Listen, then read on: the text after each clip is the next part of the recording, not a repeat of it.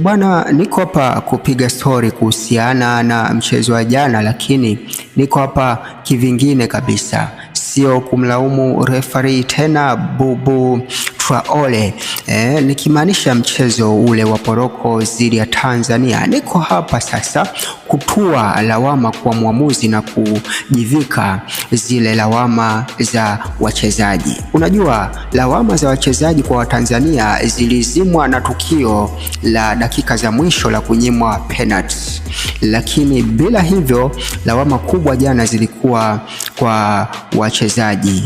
Kumbuka, asilimia ya kufunga goli inategemeana na ufinyu au ufinyu wa nafasi iliyotengenezwa au nafasi nzuri iliyotengenezwa ya kufunga goli. Sasa jana tunaweza tukasema kwamba nafasi mbili ambazo Taifa Stars wameshindwa kuzitumia ni nafasi zilizokuwa na uwezekano wa kupachika goli kwa takribani hata asilimia 95 nukta zake, lakini Taifa Stars ilishindwa kufanya jambo katika ukubwa wote huo wa uwezekano wa kupachika mpira kambani.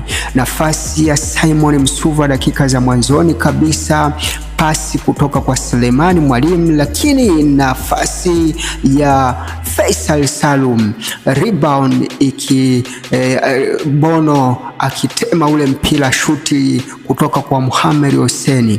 Faisal Salum clear chance, anakosa goli.